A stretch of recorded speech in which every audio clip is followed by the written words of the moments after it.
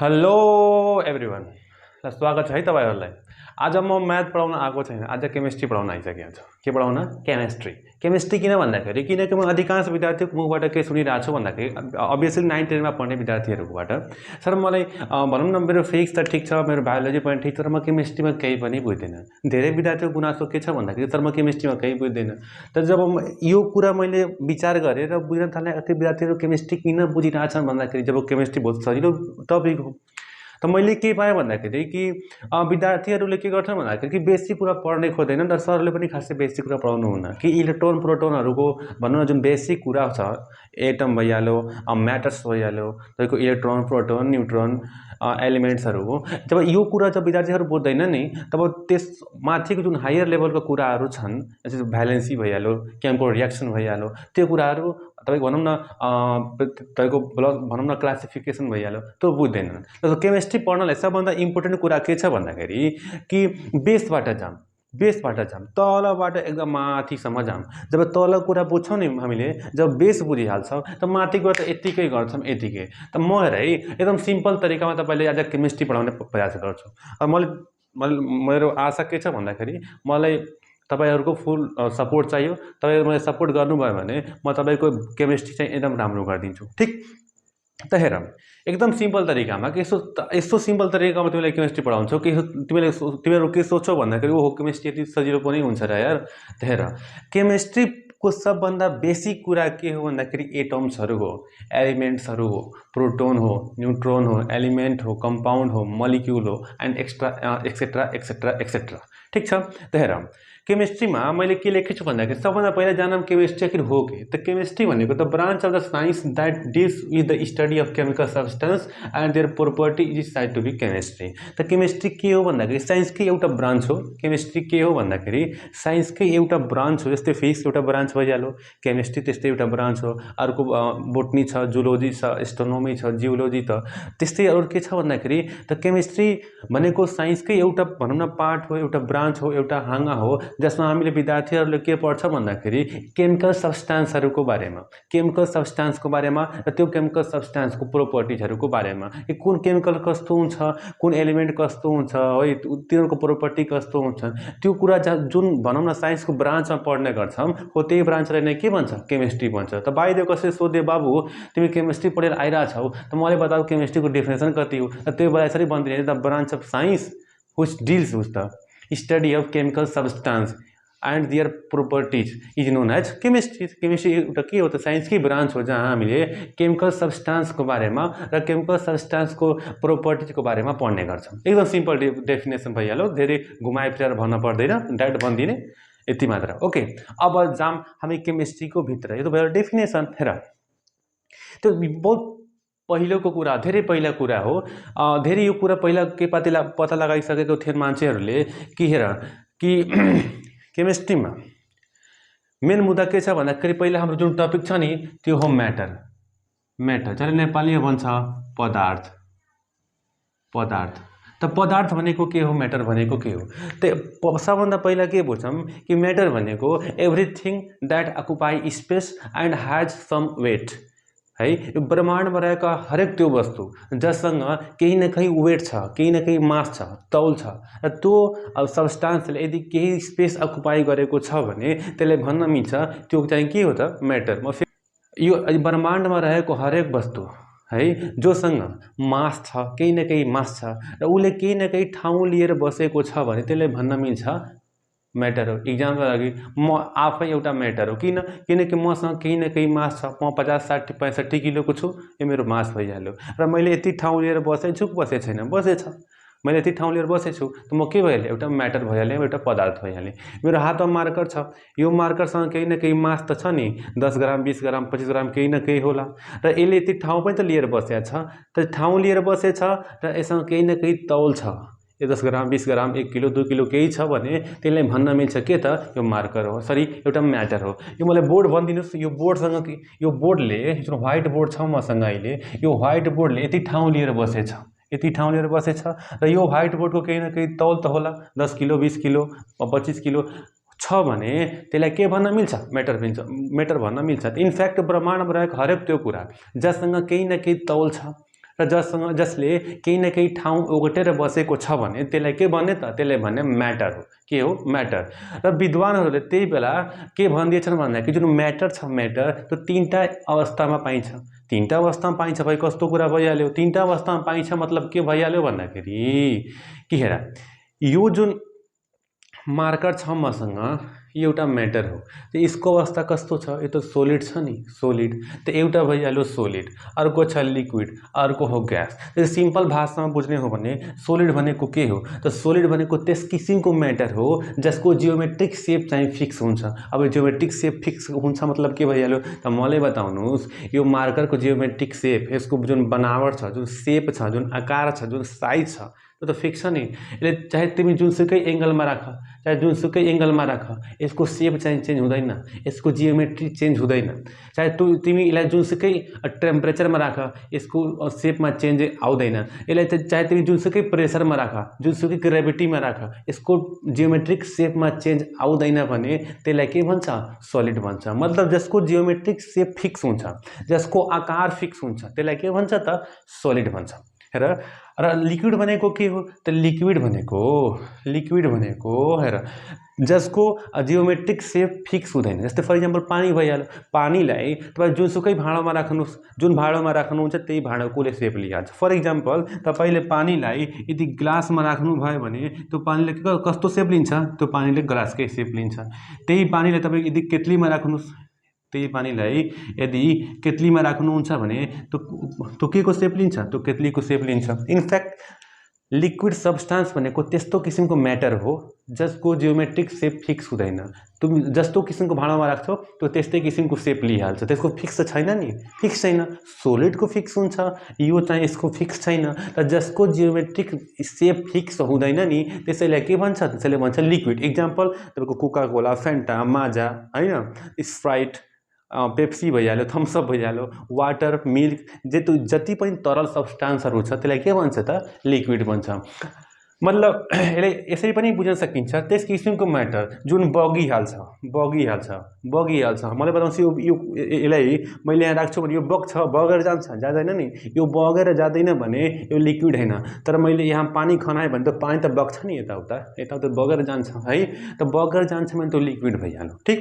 तर बगेर जाँदैन भने त्यो के भइहाल्यो? सोलिड भइहाल्यो। अर्को मेटरकै एउटा अर्को स्टेट छ, त्यसले भन्छ ग्यास। यदि उडेर गइरहेछ, हामी खाना पकाउँछौँ, त्यहाँबाट ग्यास निक्लिन्छ, यसरी बाफ निक्लिन्छ, बाफ, पानीको बाफ। त बाफ त उडेर जान्छ नि। हो, जुन कुरा उडेर जान्छ त्यसलाई भन्छ के? त्यसलाई भन्छ ग्यास भन्छ। ग्यास पनि के हो त? ग्यास पनि मेटर हो। हेर, अब यहाँबाट के कुरा बुझ्यो भन्दाखेरि जुन मेटर हुन्छ, त्यो मेटर भनेको यस्तो त्यस किसिमको सब्सटेन्सलाई मेटर भन्न मिल्छ जससँग केही न केही वेट हुन्छ, केही न केही मास हुन्छ, र त्यसले केही न केही ठाउँ लिएर बसेको छ भने त्यसलाई के भन्ने त? त्यसलाई मेटर भन्ने। र मेटर भनेको तीनटा अवस्थामा पाइन्छ। एउटा हो सोलिड, एउटा हो लिक्विड, अर्को हो ग्यास। त आई होप तपाईँलाई यहाँसम्म त क्लियर भइसक्यो होला मेटर सम्बन्धी। यो बेसिक कुरा, मेटर त जान्नै पर्यो केमिस्ट्री पढ्न छ भने। हेर, अब यो कुरा सबैले मानेछन् त्यो बेला, पहिल्यै कुरा जमाना, यो कुरा आज पत्ता लगाएको होइन, जमानामा बहुत वर्ष पहिले यो कुरा पत्ता लगाइसकेको थिएन मान्छेले कि मेटर भनेको के हो त? त्यस किसिमको सब्सटेन्स जससँग के छ, जससँग भनौँ न केही न केही मास छ, र जसले केही न केही ठाउँ लिएर बसेको छ भने त्यसलाई के भन्ने त? त्यसलाई मेटर भन्ने। अब कुरा उठ्यो कि आखिर मेटर केले बनेको हुन्छ? मान्छेले त कुरा उठाइहाल्छ। त कसैले कुरा उठाइदियो, अरे यार आखिर मेटर केबाट बनेको हुन्छ? त आजभन्दा म तपाईँलाई एउटा इतिहासै बताइदिन्छु। आजभन्दा भनौँ न 450 BC-मा एउटा ग्रिकमा, मतलब ग्रिस भन्ने देशको एउटा फिलोसोफर हुनुहुन्थ्यो। उनको नाम थियो फिलोसोफर, उनको नाम थियो डेमोक्रिटस र है। 450 BC भनेको लगभग कति भयो भन्दाखेरि त्यो 2650 भन्दा पनि 2400-2500 साल भइहाल्यो। आजभन्दा 2400 साल पहिला एउटा मान्छे थियो जसको नाम थियो डेमोक्रिटस। ग्रिस भन्ने देशमा एउटा फिलोसोफर हुनुहुन्थ्यो, एउटा मान्छे हुनुहुन्थ्यो जसको नाम थियो डेमोक्रिटस। त डेमोक्रिटसले के भन्नुभयो भन्दाखेरि कि हरेक मेटरको सबभन्दा सानो पार्टिकल एटम हुन्छ। जुन मेटर हुन्छ मेटर, यो मेटरको सबभन्दा सानो जुन पार्टिकल हुन्छ, सबभन्दा सानो जुन कण हुन्छ त्यो एटम हो। यानी कि जुनसुकै मेटर, जुनसुकै सब्सटेन्स साना साना साना साना साना साना एटम्सबाट मिलेर बनेको हुन्छ। त यो उहिलेको कुरा हो, 450 BC को कुरा हो भनेपछि आजभन्दा 24-2500 साल पहिलेको कुरा हो। त्यो डेमोक्रिटस भन्ने मान्छेले के भनेको थियो कि कुनै पनि मेटरको सबभन्दा स्मलेस्ट पार्टिकल भनेको एटम हो। तर त्यो बेला उनको कुराले मान्छेले सिरियसली लिएन, त्यो बेला उनको कुराले मान्छेले इग्नोर गरिदिएन, किनकि त्यो बेला साइन्स एडभान्स थिएन।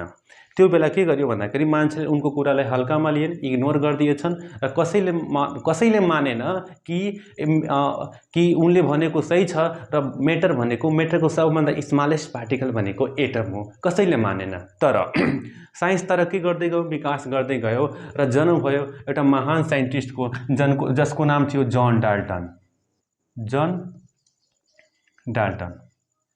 जन डाल्टन भन्ने साइन्टिस्टले 1808 AD मा आएर एक्सपेरिमेन्ट गरेर के देखाइदिनु भयो भन्दाखेरि कि atom is the smallest particle, atom is the smallest particle of matter. त 1808 AD मा 1808 AD मा आएर जन डाल्टन भन्ने साइन्टिस्टले के भन्नुभयो भन्दाखेरि एक्सपेरिमेन्ट गरेर देखाइदिनु भयो कि हो कि डेमोक्रिटस भन्ने मान्छे सही भनेको थियो। उसले सही भनेको थियो कि एटम्स जुन छ त्यो मेटरको सबभन्दा सानो पार्टिकल हो।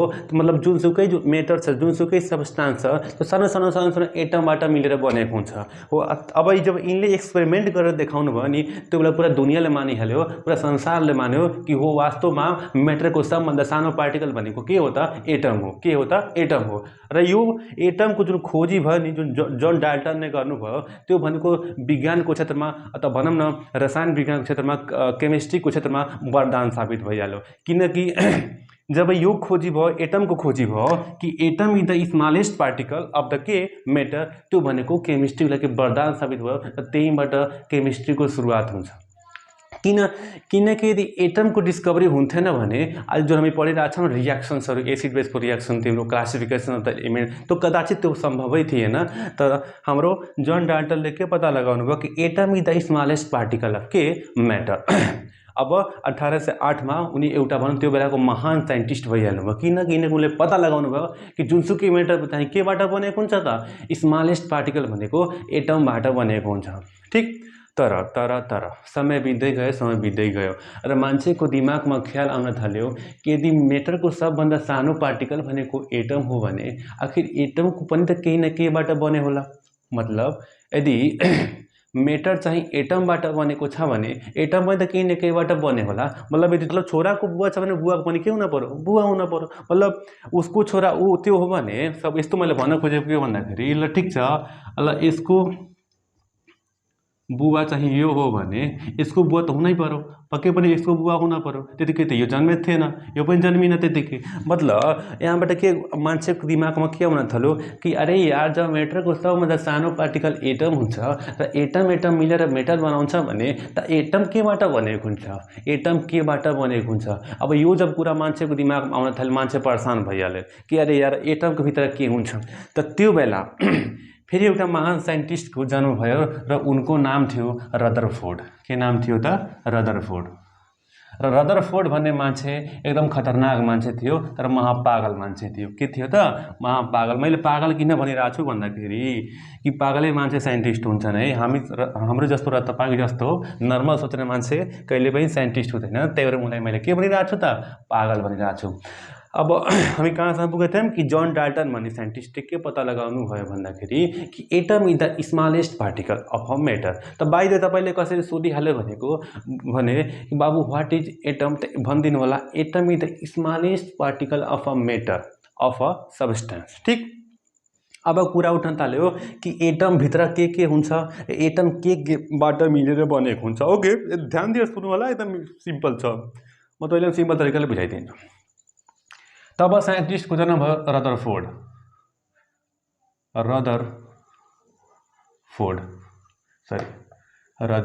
फोर्ड र रदरफोर्ड भन्ने मान्छेले पत्ता लगाउन प्रयास गर्यो कि एटम भित्र के लुकेको हुन्छ र त्यो पत्ता लगाउनको लागि रदरफोर्डले के गर्नुभयो भन्दाखेरि एउटा एक्सपेरिमेन्ट गर्नुभयो र त्यो एक्सपेरिमेन्टको नाम दिनुभयो रदरफोर्ड अल्फा स्क्याटरिङ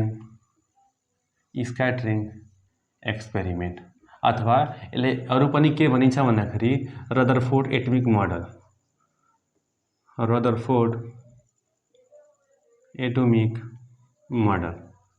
रदरफोर्ड भन्ने साइन्टिस्टले के गर्नुभयो भन्दाखेरि एउटा एक्सपेरिमेन्ट गर्नुभयो जसको नाम दिनुभयो रदरफोर्ड अल्फा स्क्याटरिङ एक्सपेरिमेन्ट अथवा रदरफोर्ड एटमिक मोडल।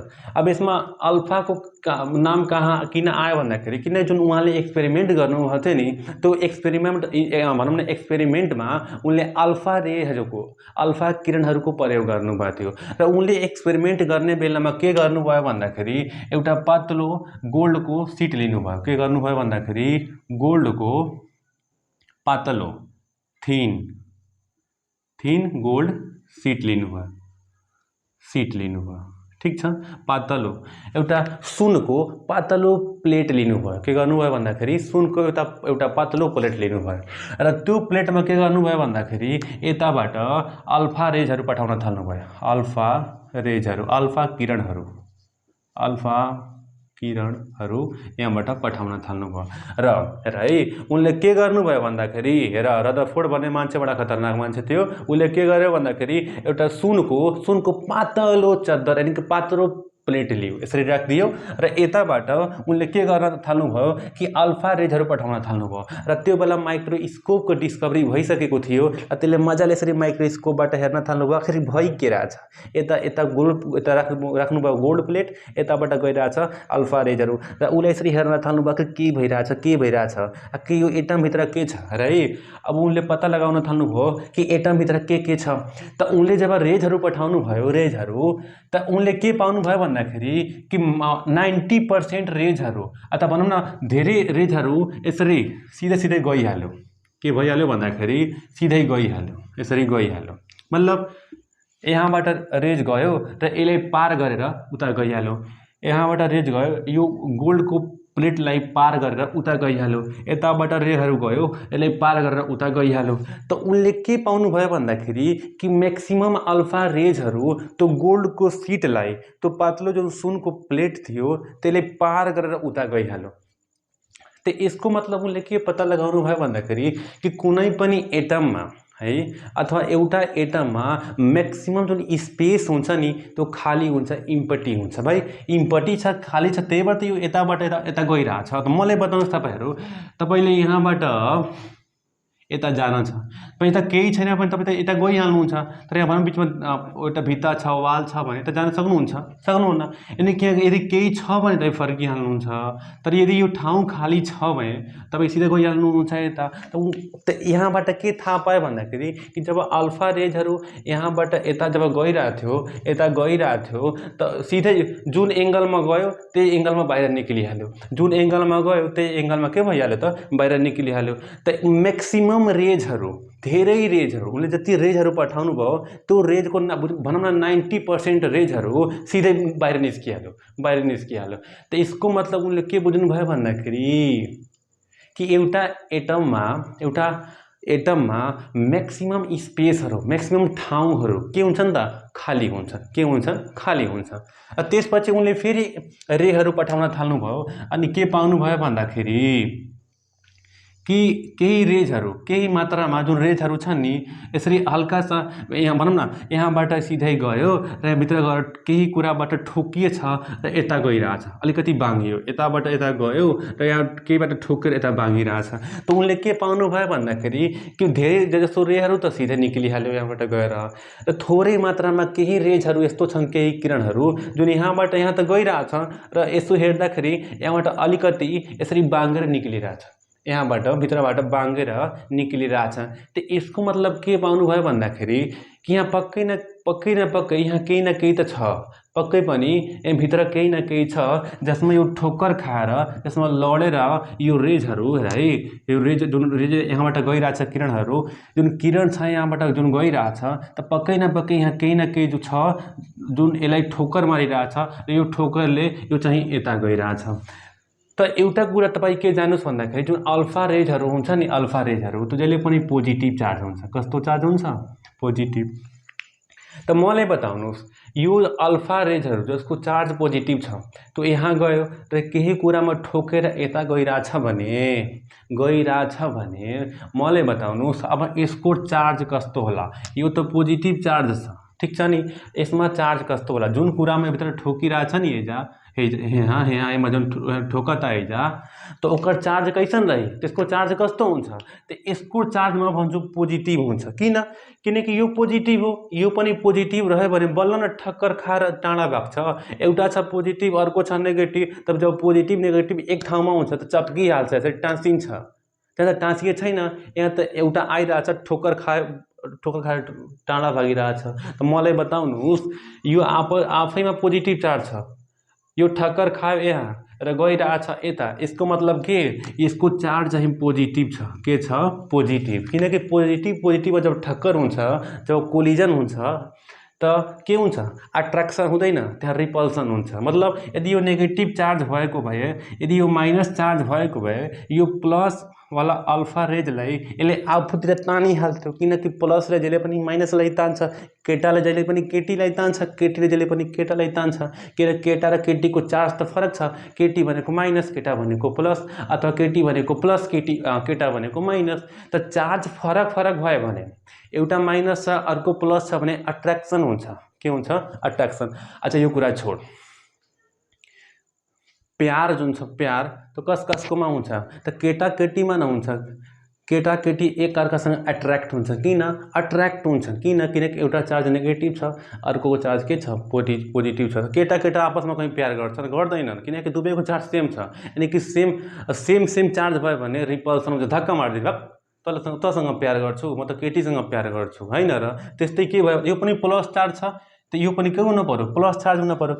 किनकि यहाँबाट टाढा भागिरहेछ। त यहाँबाट उनले के पाउनु भयो भन्दाखेरि कि भित्र यसको सेन्टरमा, यो एटमको सेन्टरमा भित्र पोजिटिभ चार्ज भएको केही न केही छ, जसले यो अल्फा रेजहरूलाई रिपल्सन गर्दैछ, धक्का मारेर बाहिर पठाइरहेछ। यो पोजिटिभ रेज जब यताबाट यता गइरहेछ त भित्र केही न केही छ। यो एटमको सेन्टरमा भित्र केही न केही छ, एटमको सेन्टरमा बिचमा केही न केही छ, सेन्टरमा केही न केही छ, जसले यसलाई ठोक्कर मारेर बाहिर पठाइरहेछ। त केही मात्रामा रे यस्तोहरू पनि थिएन जुन ठोक्कर खाएर यहाँबाट है बाहिर निस्किरहेको थिएन, र उनले फेरि रे पठाउनु भयो, ठ्याक्कै सेन्टरमा पठाउनु भयो। ठ्याक्कै सेन्टरमा, जब ठ्याक्कै सेन्टरमा पठाउनु भयो नि, त्यो जुन रे गयो सेन्टरबाट त्यो उता गएन, सिधै बाङ्गेर सिधै यतै आइहाल्यो। मतलब जुन एङ्गलमा गयो त्यही एङ्गलमा के भइहाल्यो त? वापस आइहाल्यो, फिर्ता आइहाल्यो।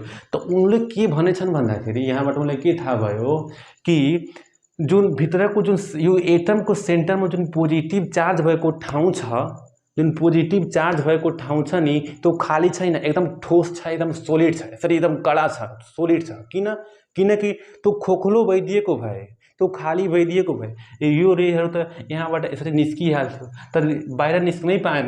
जुन एङ्गलमा गयो त्यही एङ्गलमा फर्किहाल्यो। मतलब जुन यो गोलो जुन सेन्टरमा जुन यो गोलो सब्सटान्स छ नि, जुन त्यसको एटमको जुन सेन्टरमा पोजिटिभ चार्ज छ त्यो एकदम सोलिड छ, एकदम ठोस छ। के छ? एकदम ठोस छ, एकदम ठोस छ। त उनले के भन्नुभयो भन्दाखेरि, अब हेर त पुरै यो घटनालाई उनले मूल्याङ्कन गर्न थाल्नुभयो। यसरी माइक्रोस्कोपले हेरिरहेको थियो त्यो मान्छे, के भइरहेछ। उसले के भयो कि एउटा एटममा म्याक्सिमम स्पेसहरू के हुन्छ? इम्पट्टी हुन्छ, बिचमा के हुन्छ? पोजिटिभ चार्ज हुन्छ, ठिक छ नि। र जुन त्यो बिच जुन पोजिटिभ चार्ज छ त्यो एकदम सोलिड छ, एकदम कडा छ। तर अब उनले के भन्नुभयो भन्दाखेरि अब उनले नाम दिनुभयो कि यो जुन भित्रको जुन यो सेन्टर यो एटमको सेन्टरमा जुन भाग छ नि भाग यसको नाम दिनुभयो न्युक्लियस। के नाम दिनुभयो न्युक्लियस। त न्युक्लियसको खोजी कसले गर्यो यदि तपाईँले कसैले सोधिरहेछ बाबु न्युक्लियसको खोजी कसले गर्यो तपाईँहरू भनिदिनु होला रदरफोर्डले गर्यो। के गर्यो रदरफोर्डले खोजी गर्नुभयो कसको त न्युक्लियसको। अब यो कुरा चारैतिर हल्ला भइहाल्यो कि फलानावाले रदरफोर्डवाले के खोजेछ न्युक्लियस खोजेछ। त्यो रातारात त्यो के भइहाल्यो साइन्टिस्ट भइहाल्यो म्यागजिनमा न्युजपेपरमा टेलिभिजनमा रेडियोमा धकाधक यो न्युज आउन थाल्यो कि रदरफोर्ड भन्ने मान्छेले के पत्ता लगाइदियो कि कुनै पनि एटमको ठ्याक्कै सेन्टरमा न्युक्लियस हुन्छ जसको चार्ज के हुन्छ पोजिटिभ हुन्छ। के चार्ज हुन्छ त पोजिटिभ। अब जब यो कुरा चारैतिर हल्ला भइहाल्यो नि त यसैको एउटा साथी थियो जसको नाम थियो गोल्डस्टिन। के नाम थियो त गोल्डस्टिन। अब ऊ परेशान भइहाल्यो कि यसले के पत्ता लगाएछ त यसले के गर्यो यसलाई फोन लगायो। यो गोल्डस्टिन भन्ने मान्छेले रदरफोर्डवालाई फोन लगाएर सोध्यो तपाईँ के गर्नुभएछ के पत्ता लगाउनु भएछ। रदरफोर्डले भन्यो अरे यार मैले न्युक्लियस पत्ता लगाइदिएछु। यो जुन न्युक्लियस छ नि त्यो एटमको ठ्याक्कै बिचमा हुन्छ ठ्याक्कै सेन्टरमा हुन्छ जसको चार्ज के हुन्छ पोजिटिभ हुन्छ। तब यसको पनि मनमा इच्छा जाग्यो जब यो साइन्टिस्ट बन्न सक्छ त म साइन्टिस्ट बन्न सक्दैन मेरो साथी हो त उसले पनि ठ्याक्कै यस्तै एक्सपेरिमेन्ट गर्यो र उसले यसैको जुन यो न्युक्लियस छ नि न्युक्लियस यसैको बिचमा यसरी हेर्न थाल्यो आफूभित्र के छ त उसले एउटा कुरा पत्ता लगाइदियो। उसले के पायो कि एउटा सानो यहाँ गोलो गोलो केही छ यसको भित्र यो न्युक्लियसको भित्र यसरी केही न केही गोलो गोलो छ। त यसलाई हेर त मैले यो भित्र केही पाएछु। यो गोल्डस्टिन भन्ने मान्छेले यसरी लिएर गयो र रदरफोर्डलाई सोध्न थाल्यो भाइ रदरफोर्ड हेर त यार यो मैले के पत्ता लगाइदिएछु मैले के त्यही न्युक्लियसभित्र थियो मैले पाएँ एक्सपेरिमेन्ट गर्दाखेरि। त यसको नाम राखिदियो प्रोटोन। के नाम राखिदियो त प्रोटोन जसको चार्ज हुन्छ पोजिटिभ। तर यहाँ बुझ्ने कुरा के छ भन्दाखेरि एकदम इम्पोर्टेन्ट कुरा छ यो कि प्रोटोनको खोजी त गोल्डस्टिनले गर्नुभएको थियो तर यसको नाम यो प्रोटोन हो भनेर गोल्डस्टिनले राख्नु भएन। यसको नाम यसैले रदरफोर्डले राख्यो। कसले राख्यो रदरफोर्ड। तपाईँले गुगलमा सर्च हान्नुहुन्छ हु डिस्कभर्ड है र प्रोटोन भनेर त्यो इनको नाम आउँदैन इनको नाम हुन्छ किनकि महापागल मान्छे थियो। अरे यार जब तिमीले पत्ता लगाइदियो त नाम राख्नमा कौन सा ठुलो कुरा छ जे नाम राखे पनि त भइहाल्यो। त्यो बेला जे नाम राखे पनि भयो नामै राख्न थियो भाइ नामै राख्नु छ। फलानाको नाम राम हो भने है उसले त्यो बेला हरि राखिदियो उसको नाम त हरि हुन्थ्यो होइन। त्यस्तै यसको नाम यत्रो मेहनत गरेर पत्ता लगायो नाम राख्ने बेलामा यो राखिदियो त उपाधि कसले पाइहाल्यो यसले पाइहाल्यो। ठीक यसको नामै आउँदैन अहिले त जे होस् हामीले तर भुल्न भएन कि प्रोटोनको खोजी गोल्डस्टिनले गर्नुभएको थियो तर त्यसको नाम कसले राखिदिनु भएको थियो रदरफोर्डले जसको चार्ज के हुन्छ प्रोटोनको चार्ज हुन्छ पोजिटिभ। अब के भयो अब चारतिर फेरि हल्ला भइहाल्यो कि न्युक्लियसको भित्र प्रोटोन हुन्छ। के हुन्छ प्रोटोन जसको चार्ज के हुन्छ पोजिटिभ।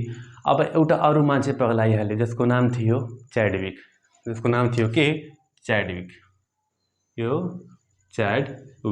अब यो च्याडविक भन्ने मान्छेले परेशान भइहाल्यो के भन्दाखेरि यार यिनीहरू कहाँबाट पत्ता लगाइरहेछ त ए च्याडविकवाले पनि ठ्याक्कै यस्तै एक्सपेरिमेन्ट गर्न थाल्यो र यो पनि गोल्डस्टिनको जस्तै भित्र खोज्न थाल्यो भित्र के छ यहाँ यो न्युक्लियसको भित्र के छ त उसले यहाँबाट एक्सपेरिमेन्ट गर्ने बेलामा उसले पनि के एउटा कुरा पाइहाल्यो यसरी गोलो गोलो र उसले पाइहाल्यो र उसले यी दुवैलाई हेरायो यसलाई हेरायो गोल्डस्टिनलाई हेरायो र रदरफोर्डलाई हेरायो त यो तिमीले जुन प्रोटोन खोजे थियो यो प्रोटोनै हो यो हेर त यो प्रोटोन मैले पनि त्यही भित्रबाट निकालेको छु प्रोटोन हो त यसले भनिरहेछ होइन यार यो त फरक छ यसले पनि भने होइन यार यो फरक छ यो त प्रोटोन होइन त यसले नाम राखिदियो अरे यार मैले अर्को कुरा पत्ता लगाइदिएछु जब प्रोटोन होइन भने अर्को कुरा हो त अर्को कुराले नाम राखिदियो न्युट्रोन। के नाम राखिदियो न्युट्रोन जसको चार्ज लेस हुन्छ। कस्तो हुन्छ यसको चार्जै हुँदैन चार्ज लेस हो त। प्रोटोन कसले खोज्यो गोल्डस्टिनले खोज्यो त्यसपछि न्युट्रोन खोज्यो कसले च्याडविकले। त च्याडविक पनि एउटा के भइहाल्यो, साइन्टिस्ट भइहाल्यो, महान वैज्ञानिक भइहाल्यो त्यो बेला, जसले के पत्ता लगाएको थियो, जसले पत्ता लगाएको थियो कि न्युट्रोन कहाँ हुन्छ, त न्युट्रोन हुन्छ न्युक्लियसमा। अब यो कुरा फेरि चारतिर हल्ला भइहाल्यो कि च्याडविकले न्युट्रोन पत्ता लगाइदियो। अब एउटा अरू पागल मान्छे आयो, जसको नाम थियो जे थम्सन। के नाम थियो? जे थम्सन। अब जे थम्सन भन्ने मान्छेको मनमा जाग्यो कि जब यिनीहरू 3 जना साइन्टिस्ट बन्न सक्छन् त म बन्न सक्दैन। त भन्छन् एउटा कहावत छ नि 3 इडियट फिल्ममा कि जब दोस्त फेल हो जाए तो दुख होता है, लेकिन जब वही दोस्त फर्स्ट आ जाए तो बहुत ज़्यादा दुख होता है। त्यसलाई बहुत ज़्यादा दुख भइहाल्यो, यिनीहरू कसै साइन्टिस्ट भइहाल्यो। त्यही क्रममा यसको पनि मनमा इच्छा जाग्यो, म पनि साइन्टिस्ट बन्छु। त यसले के गर्न थाल्यो भन्दाखेरि ठ्याक्कै यस्तै एक्सपेरिमेन्ट गर्यो र यिनीहरूले के गर्दैछन् भन्दाखेरि यो दुवैले भित्र खोजिरहेको थिएन कि भित्र के छ। यो बकलोल थियो, यसले के गर्न थाल्यो कि बाहिर खोज्न थाल्यो, बाहिर के छ, आखिर बाहिर पनि त केही न केही होला। भित्र ठिक छ, भित्र छ भने बाहिर पनि त केही न केही होला। त्यसले बाहिर खोज्ने क्रममा एउटा कुरा यसरी गोलो यहाँ पाइहाल्यो र दुवैले सोध्यो, यसलाई पनि सोध्यो, हेर त तिम्रो जुन कुरा पत्ता लगाएको थियो त्यो यो यही हो। तिनीहरू पनि छैन यार, यो त फरक छ, यो के छ, फरक छ। त यो होइन, म पनि साइन्टिस्ट भइहालेँ। त यो पनि के भइहाल्यो, साइन्टिस्ट भइहाल्यो। र जुन कुरा यसले पत्ता लगाएको थियो उसलाई यसको नाम राखिदियो। कसले के नाम राख्यो त? इलेक्ट्रोन नाम राखिदियो। के नाम राखिदियो? इलेक्ट्रोन नाम राखिदियो। र इलेक्ट्रोनको चार्ज कस्तो हुन्छ त? नेगेटिभ हुन्छ। कस्तो हुन्छ? नेगेटिभ। त इलेक्ट्रोनको डिस्कभरी कसले गरेको थियो? जे थम्सन। न्युट्रोनको डिस्कभरी कसले गरेको थियो? च्याडविक। प्रोटोनको खोजी कसले गरेको थियो? गोल्डस्टिन। तर प्रोटोनको नाम राख्नुभएको थियो रदरफोर्डले। ठिक छ। त्यस्तै न्युक्लियसको डिस्कभरी कसले गरेको थियो? रदरफोर्डले। ठिक छ। त यो भइहाल्यो इतिहास कसको बारेमा त? इलेक्ट्रोनको बारेमा, प्रोटोनको बारेमा, न्युट्रोनको बारेमा, न्युक्लियसको बारेमा। र यहाँबाट एउटा कुरा के क्लियर हुन्छ भन्दाखेरि कि एटमको सेन्टरमा पोजिटिभ चार्ज भएको न्युक्लियस हुन्छ। यो सेन्टरमा हुन्छ त्यसले भन्छ न्युक्लियस। के भन्छ? न्युक्लियस। र न्युक्लियसको भित्र के पाइन्छ त? प्रोटोन पाइन्छ र न्युट्रोन पाइन्छ। र न्युक्लियसको बाहिर के पाइन्छ त? न्युक्लियसको बाहिर पाइन्छ इलेक्ट्रोन। के पाइन्छ? बाहिर पाइन्छ इलेक्ट्रोन। त यसरी नै खोजी भएको थियो के त? इलेक्ट्रोन, प्रोटोन, न्युट्रोन र एटमको खोजी भएको थियो। आई होप तपाईँले यहाँसम्म त क्लियर भइसकेको छ। ठिक छ। अब हामी यसपछि के पढ्छौँ भन्दाखेरि कि एलिमेन्ट भनेको के हो, कम्पाउन्ड भनेको के हो, ठिक छ, मलिक्युल भनेको के हो। ओके, अब हामी त्यही पढ्छौँ। एलिमेन्ट भनेको के हो र कम्पाउन्ड भनेको के हो, मलिक्युल भनेको के हो। ओके, यहाँसम्म त तपाईँहरूले क्लियर भइसकेको छ। ओके, यहाँसम्म त हजुरलाई क्लियर भइसकेको छ। यसपछि हामीले पढ्न पर्यो कि एलिमेन्ट भनेको के हो, मलिक्युल भनेको के हो, त कम्पाउन्ड भनेको के हो। ठिक छ। त पहिले जुन टपिक छ त्यो हो एलिमेन्ट। त एलिमेन्ट भनेको यदि त्यसको डेफिनेसन भन्ने हो भने element is the simplest pure substance. Element is a pure substance which is made up of same kind of atom. तर त्यस किसिमको सब्सटेन्स अथवा त्यस किसिमको वस्तु, त्यस किसिमको म्याटर जुन एउटै किसिमको एटमबाट मिलेर बनेको हुन्छ त्यसैले भन्छ एलिमेन्ट। ठिक छ नि। यदि सेम एलिमेन्टबाट मिलेर बनेको छ भने यदि एटमबाट मिलेर बनेको छ भने त्यस किसिमको सब्सटेन्सलाई के भन्छ त? एलिमेन्ट भन्छ। त मैले यहाँ लेखेको छु the simplest pure substance that made up of same kind of atom is called के त? एलिमेन्ट। त मान यदि कुनै पनि एउटा माने सब्सटेन्स हो एउटा, मैले माने एउटा यो इक्जाम्पलको लागि, फर इक्जाम्पलको लागि मैले के माने भन्दाखेरि कि यो एउटा सब्सटेन्स हो र यो जुन सब्सटेन्स छ नि यसलाई मैले एलिमेन्ट भन्छु। किनकि यो जुन सब्सटेन्स छ त्यो मात्र हाइड्रोजन मात्र हाइड्रोजन एटमबाट मिलेर बनेको हुन्छ। तर त एकै नासको एटम छ कि छैन? त्यदि एकै नासको एलिमेन्ट छ भने त्यसले भन्छ के त? एलिमेन्ट। जस्तै हेर त यो पनि एउटा सब्सटेन्स हो, यसमा पनि के छ? एउटै खालको एटम छ, हिलियम एटम। यदि एउटै खालको एलिमेन्ट छ, हिलियम छ भनौँ, क्याल्सियम छ, फस्फोरस छ होइन, सोडियम यस्तो छ भने त्यसलाई के भनिन्छ त? एलिमेन्ट भन्छ। त दिमागमा सेट गर्नुहोस् कि कुनै पनि प्योर सब्सटेन्स, प्योर किनकि त्यसमा मिलावट छैन, एकै नासको सब्सटेन्स छ, बुझ्छ नि? प्योर भनेको त्यसको शुद्ध भनेको, प्योर भनेको के हो? यदि त्यसको बाहिरबाट केही अलग कुरा मिलाइएको छैन भने त्यो शुद्ध छ हैन। त्यसर्थ यसमा एउटै नाचको कुरा छ, एउटै किसिमको एटम छ कि छैन, यसमा मिलावटी यसमा त यसमा एकै नाचको एटमहरू छ, एकै नाचको एटम छ मतलब खाली हाइड्रोजन छ, यसमा बाहिर यो हाइड्रोजन बाहेक यसमा अरू कुनै एटमको छ यहाँ एटम दिएको छैन भनेपछि यो प्योर छ। त्यही भएर भनियो द सिम्पलेस्ट प्योर सबस्टान्स। त्यस किसिमको सबस्टान्स जुन चाहिँ एक खालको एकै नाचको एउटै किसिमको एटमबाट मिलेर बनेको हुन्छ त्यसैले के भन्छ त? एलिमेन्ट। ठीक छ नि? त्यो दिमागमा सेट गर्नुहोस्। यदि एक नाचको एटमबाट कुनै सबस्टान्स बनिरहेको छ, मिलेर बनिरहेको छ भने त्यसलाई के भन्छ त? त्यसले भन्छ एलिमेन्ट। ठीक छ? आई होप तपाईले यो एलिमेन्ट कुरामा त क्लियर भइसकेको छ। यसपछिको जुन टपिक छ त्यो हो मलिक्युल। तर मलिक्युल भनेको के हो भन्दाखेरि कुनै पनि सबस्टान्सको सबभन्दा स्मलेस्ट पार्टिकल, कुनै पनि सबस्टान्सको सबभन्दा स्मलेस्ट पार्टिकल जुन चाहिँ एउटा भनौँ न दुईटा वा दुईवटा भन्दा बढी एटमबाट मिलेर बनेको हुन्छ त्यसैलाई के भन्छ त? त्यसैले के भन्छ त? मलिक्युल भन्छ। त मलिक्युलको मैले डेफिनेसन लेखेको छु यहाँ, the smallest particle of a substance, कुनै पनि सबस्टान्सको सबभन्दा स्मलेस्ट पार्टिकल। ठीक छ? That made by the combination of two or more atom. ठीक छ नि? जुन चाहिँ दुई वा दुईभन्दा बढी एटम्सको कम्बिनेसनबाट बनेको हुन्छ। एटम पनि कस्तो? सेम पनि हुनसक्छ, डिफ्रेन्ट पनि हुनसक्छ। ठीक छ? इज कल्ड के त? मलिक्युल। त मलिक्युल भनेको के हो भन्दाखेरि कुनै पनि सबस्टान्सको, ठीक छ, सबभन्दा स्मलेस्ट सबभन्दा सानो पार्टिकल। ठीक छ? त्यो जुन सानो पार्टिकललाई नै के भन्छ त? एलिमेन्ट सरी मलिक्युल भन्ने गर्छ। तर त्यो जुन मलिक्युल हुन्छ नि त्यो दुई वा दुईभन्दा बढी एटम एउटै खालको अथवा फरक एटमबाट मिलेर बनेको छ भने त्यही सानो पार्टिकललाई के भन्छ त? त्यही स्मलेस्ट पार्टिकललाई भन्छ मलिक्युल। यसले म तपाईले इक्जाम्पलको रूपमा सम्झाउँछु। मान कि मसँग यहाँ एक गिलास पानी छ यसरी, अथवा एक बाल्टी पानी छ, तमाम पानी छ। तपाईलाई थाहा छ पानी वाटर भनेको के हो त? H2O। त मलाई बताउनुस् सपोज कि मान यो जारमा, यो थर्मसमा अहिले 1 लिटर पानी छ। ठीक छ? पानी भनेको यसमा H2O छ। त मलाई बताउनुस् यसमा कतिवटा H2O होला? यसमा त हजारौं लाखौं करोडौं अर्बौं खर्बौंवटा H2O छ कि छैन? Millions of billions of trillions of के छ यसमा? H2O छ। त्यस्तै मैले भने नि कि मसँग अहिले एउटा एक गिलास पानी छ, यसमा लाखौं करोडवटा के छ? H2O छ। H2O H2O H2O H2O H2O H2O H2O H2O H2O। यसमा यो गिलास पानी छ, त त्यो पानी भनेको त H2O, त्यो एउटा H2O त हुँदैन, त्यसमा लाखौं करोडौं अर्बौंवटा H2O हुन्छ। त के भन्दैछ भन्दाखेरि यो अहिले वाटर हो। के हो? वाटर। त यो वाटरको हेर है त स्मलेस्ट पार्टिकल, त यो वाटरको सबभन्दा स्मलेस्ट पार्टिकल के हो? त मलाई बताउनुस् यो जुन वाटर छ त्यो के मिलेर बनिरहेछ त? यो वाटरको सबभन्दा स्मलेस्ट पार्टिकल H2O हो कि हैन? हो कि हैन? H2O मिलेर बनिरहेछ भने यसको सबभन्दा स्मलेस्ट पार्टिकल पनि त H2O हुन्छ। त यो सबस्टान्सको, यो वाटरको सबभन्दा स्मलेस्ट पार्टिकल जुन छ नि त्यसैले भन्छ के त? मलिक्युल। तर जुन मलाई बताउनुस् जुन मलिक्युल छ नि, जुन वाटर छ त्यो केबाट बनेको हुन्छ? त्यो हाइड्रोजन प्लस अक्सिजन मिलाएर बनेको हुन्छ।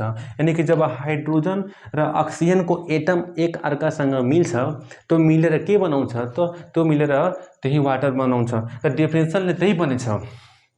The smallest particle of a substance, एउटा सबस्टान्सको सबभन्दा smallest particle that made by the combination of, है, कम्बिनेसन भनेको plus of 2 or more than 2 atoms, दुई वा दुईभन्दा बढी एटम र त दुईटा एलिमेन्ट छ कि छैन? छ। अफ सेम और डिफ्रेन्ट काइन्ड, त्यो जुन दुईटा एटमबाट बनिरहेछ त्यो एटम भनेको एउटै खालको पनि हुनसक्छ, मतलब हाइड्रोजन पनि हुनसक्छ, हिलियम पनि हुनसक्छ। तर फरक पनि हुन पायो, मतलब एउटा हाइड्रोजन छ भने अर्को अक्सिजन पनि हुन पायो, मतलब एउटा हाइड्रोजनको एटम छ अर्को के छ त? अक्सिजनको एटम छ भने यही जुन सबभन्दा स्मलेस्ट पार्टिकल छ नि त्यसैले के भन्छ त? मलिक्युल भन्छ। के भन्छ? मलिक्युल। त मलिक्युल नेपालीमा भन्छ अणु। के भन्छ? अणु ठीक छ नि अणु त अणु भनेको के हो मलिक्युल भनेको के हो भन्दाखेरि यो कुनै पनि सब्स्टान्सको सबभन्दा स्मलेस्ट पार्टिकल जुन चाहिँ दुई वा दुईभन्दा बढी एटम्स मिलेर बनेको हुन्छ तर त्यो जुन एटम्सहरू छ त्यो एउटै खालको सेम पनि हुन पायो र फरक पनि हुन पायो त्यही स्मलेस्ट पार्टिकललाई के भन्छ त मलिक्युल भन्छ। एउटा अरू इक्जाम्पल लिगौँ न हेर हाम्रो एउटा अक्सिजन सिलिन्डर भन्ने हुन्छ यो कोरोना कालमा अक्सिजन सिलिन्डरको बहुत भनौँ न कमी भइसकेको थियो त्यो अक्सिजन सिलिन्डरको लागि मान्छे भनौँ न धेरै भनौँ न हैरान परेशान थिएन प्रब्लममा थिएन त्यो जुन अक्सिजन सिलिन्डर हुन्छ नि अक्सिजन सिलिन्डर त मलाई बताउनुहोस् अक्सिजन सिलिन्डरमा के हुन्छ अक्सिजनै हुन्छ डेफिनेटली अक्सिजन हुन्छ हुँदैन भन्नुहोस् त यो के हो अक्सिजन हो के हो अक्सिजन ठीक छ अक्सिजनको सिलिन्डर हो अक्सिजन त यसमा हेर त यसमा त लाखौं करोडौँवटा अक्सिजन छ नि यो त ठीक छ यो अक्सिजनको सिलिन्डरभित्र हजारौं लाखौं करोडौं अर्बौं खर्बौंवटा के छ त अक्सिजन छ नि मिलियन्स अफ ट्रिलियन्स अफ के लुकिरहेको छ यहाँ O2 लुकिरहेको छ यसरी भित्र छ O2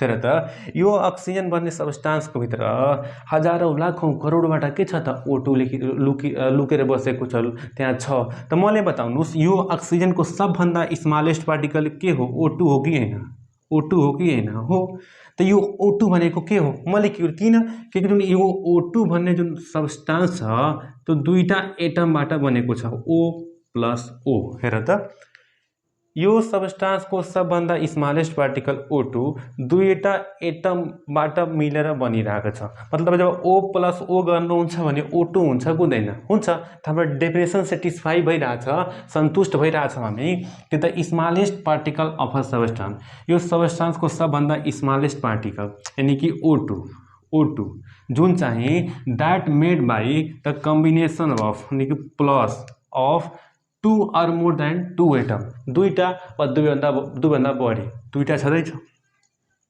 सेम और डिफरेंट तो जुन एटम जो मिलेर बनिरहेछ एटम मिलेर जुन बनिरहेछ मलिक्युल यो जुन एटम के छ भन्दाखेरि एउटै खालको पनि हुन पायो र फरक पनि हुन पायो त्यहाँ एउटै खालको छ त भनेपछि हेर है यो सब्स्टान्सको सबभन्दा स्मलेस्ट पार्टिकल O2 हो र यो O2 चाहिँ के मिलेर बनिरहेछ त O एटमबाट अक्सिजन एटम मिलेर बनिरहेछ भने यो O2 लाई के भन्न पाइन्छ यो O2 लाई भन्न पाइन्छ O2 चाहिँ के हो त एउटा मलिक्युल हो त आई होप तपाईले मलिक्युलको डेफिनेसन क्लियर भइसकेको छ म फेरि पनि भनिदिन्छु मलिक्युल भनेको के हो भन्दाखेरि यो कुनै पनि सब्स्टान्सको सबभन्दा सानो पार्टिकल हो सबभन्दा स्मलेस्ट पार्टिकल हो जुन चाहिँ दुई वा दुईभन्दा बढी एटमको कम्बिनेसनबाट मिलेर बनेको हुन्छ त्यो जुन दुई वा दुईभन्दा बढी एटम्सहरू छ त्यो एउटै खालको एटम पनि हुन सक्छ र फरक एटम पनि हुन सक्छ त यो भइहाल्यो हाम्रो मलिक्युलको डेफिनेसन यसपछि हामी पढ्छौं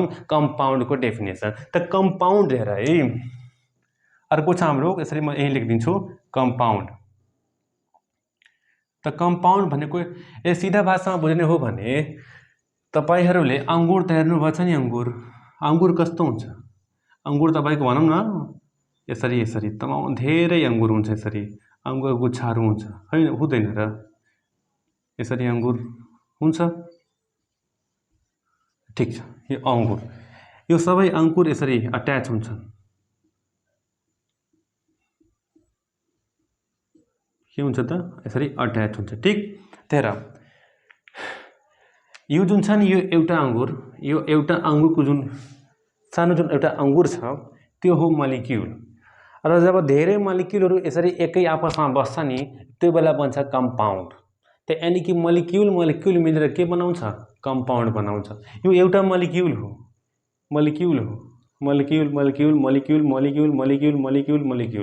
त जब धेरैवटा मलिक्युल मिल्छ नि त्यो बेला के बन्छ र कम्पाउन्ड बन्छ त यानी कि यसको डेफिनेसन के हुन सक्छ कि कम्पाउन्ड भनेको के हो कसै तपाईले सोध्यो बाबु कम्पाउन्ड भनेको के हो त कम्पाउन्ड भनेको के हो भन्दाखेरि द कलेक्सन अफ अथवा the combination of molecules is known as के कम्पाउन्ड द कलेक्सन अफ अथवा the combinations of molecules is called के त compound ठीक छ नि। यानी कि the collection of the combination of the molecules are known as अथवा इज नोन एज के त कम्पाउन्ड भन्छ। मलाई लाग्छ तपाईलाई यो भिडियोको मार्फतबाट तपाईको element, compound, molecule, electron, proton, neutron, nucleus, atom, matter, त्यसपछि सोलिड, लिक्विड, ग्यासको बारेमा त बुझिसक्नुभयो। ठीक छ नि, यहाँसम्म क्लियर भइसक्यो। र यसपछि के भयो भन्दाखेरि अब धेरैवटा एलिमेन्टहरू पत्ता लाग्न थाल्यो है। अब साइन्टिस्टहरूले के गरेछन् भन्दाखेरि धेरै एटम्सहरू पत्ता लगाइदिएछन् है। कसैले के पत्ता लगायो त कसैले के पत्ता लगायो। ठीक छ, कसैले के पत्ता लगायो त कसैले के पत्ता लगायो। त केही यस्ता एलिमेन्टहरू थिएन जुन अलरेडी हाम्रो युनिभर्समा एक्जिस्ट छन्। जस्तै यो कुराहरू पत्ता नलाग्नुभन्दा पहिला पनि त हाम्रो इन्भाइरोमेन्टमा अक्सिजन थियो, हाइड्रोजन थियो, क्याल्सियम थिएको थिएन, नाइट्रोजन थियो। त यो जुन अलरेडी हाम्रो भनौँ न सराउन्डिङमा छन् अथवा भनौँ न युनिभर्समा छन्, त्यस किसिमको एलिमेन्टलाई भन्छ नेचुरल एलिमेन्ट। जुन प्रकृतिले हामीलाई दिएको छ नि, जुन एलिमेन्ट जुन प्रकृतिले हामीलाई गिफ्ट गरेको छ, त्यस किसिमको एलिमेन्टलाई भन्छ नेचुरल एलिमेन्ट। र केही यस्ता एलिमेन्टहरू छन् जसलाई साइन्टिस्टहरूले ल्याबमा अथवा भनौँ न प्रयोगशालामा आफै आफ्नो दिमाग लगाएर बनाएछन्, त्यसलाई भन्छ आर्टिफिसियल एलिमेन्ट। र अहिलेसम्म हेर्ने हो भने अहिलेसम्म टोटल भनेको 118वटा एलिमेन्टहरू पत्ता लगाइसकेका छन्। 118वटा एलिमेन्ट पत्ता लगाइसकेका छन्, जसमध्ये 92वटा एलिमेन्ट चाहिँ नेचुरल हुन् र बाँकीका 26वटा एलिमेन्ट चाहिँ के हुन् त आर्टिफिसियल हुन्। ठीक छ नि। र हेर, यो भिडियोलाई भनौँ न यो भिडियोमा यति मात्र हो। तर अब तपाईलाई भनौँ न अरू भनौँ न यसको बारेमा जिज्ञासा बढ्दै छ भने तपाईलाई नेक्स्ट भिडियो चाहिन्छ भने तपाईँ कमेन्ट बक्समा आएर भन्नु होला कि सर मैले नेक्स्ट भिडियो बनाएर दिनुहोस् भनेपछि त्यसपछि म नेक्स्ट भिडियो बनाइदिन्छु। र नेक्स्ट भिडियो के को बारेमा बनाउँछु भन्दाखेरि क्लासिफिकेसनको बारेमा, कि एलिमेन्टहरू जब पत्ता लगाउन थाल्यो त त्यसलाई स्टडी गर्नको लागि साइन्टिस्टहरूले त्यसलाई क्लासिफाई गर्ने प्रयास गर्न थालिन्। त धेरै कुरा म त्यसको बारेमा यहाँ भन्दिनँ है। यदि तपाईँले भनौँ न अब क्लासिफिकेसनको बारेमा यदि तपाईँले भनौँ न इन्ट्रेस्ट छ भने तपाईँ कमेन्ट बक्समा आएर भन्नु होला कि सर मलाई बहुत मजा आयो, बहुत राम्रोसँग बुझिसकेको छु र नेक्स्ट भिडियो पनि बनाइदिनु होला। Okay, thank you for watching my video. र एउटा कुरा म तपाईँलाई के भन्न चाहन्छु भन्दाखेरि मैले रिक्वेस्ट मेरो च्यानललाई के गरिदिनु भन्दाखेरि सब्सक्राइब गरिदिनु होला। Okay, thank you very much, नमस्ते।